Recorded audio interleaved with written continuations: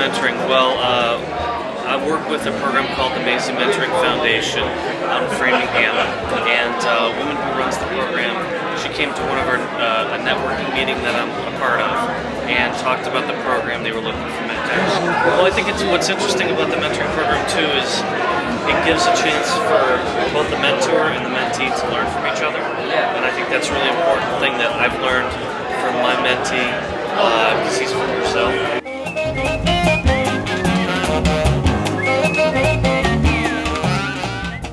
I've been an architectural interior designer for many, many years, and as such, hopefully I've learned a lot along the way that I can pass on to other designers.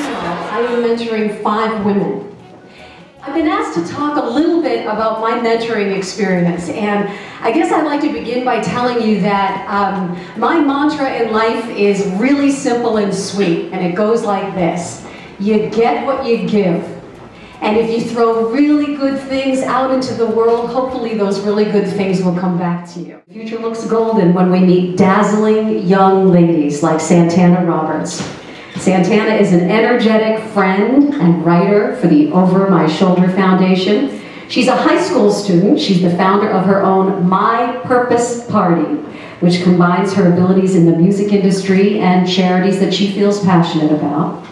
And she has been the mentee of Grammy Award winner Patti Austin. Santana just got accepted to our very own Berklee College of Music. Please join me in welcoming Santana Roberts.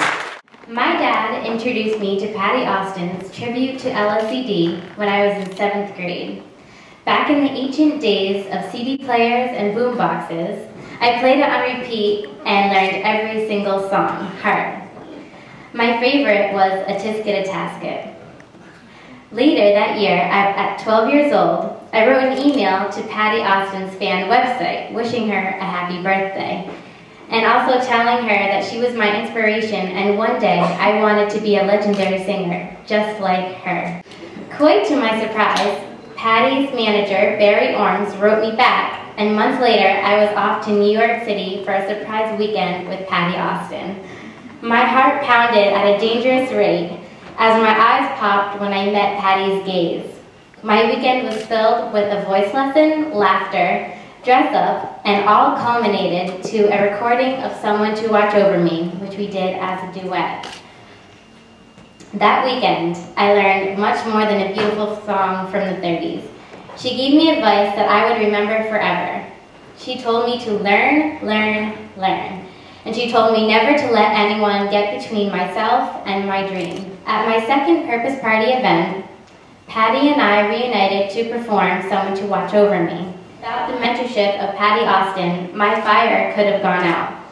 Alongside my mom and my family, of course, who has supported me my entire life since day one, I want to thank Miss Austin for being my source of inspiration and continuing to believe in me. Now, without further ado, I would like to present to you Miss Patti Austin. I am so proud and so pleased to be here on so many levels. Mentoring got me where I am. I've been very, very blessed from the womb, hopefully, to the tomb. I had tremendous parents who were my first mentors. My dad was a jazz musician. He taught me how to sing. He taught me about music. My mom was an amazing spirit. She was my emotional mentor. And whatever I didn't learn from my dad about music, I learned from my mom about life. And then I went on to meet an up-and-coming trumpet player / arranger named Quincy Jones, who became my godfather and mentored me some more. And a marvelous singer named Dinah Washington, who became my godmother and mentored me some more. And a little short guy that hoofed his little brains loose named Sammy Davis Jr., who mentored me some more. And another guy who played a scarecrow in a movie with Judy Garland called The Wizard of Oz named Ray Bolger, who mentored me some more. And a couple of people that sang duets together named Steve Lawrence and Edie Gourmet, who mentored me some more.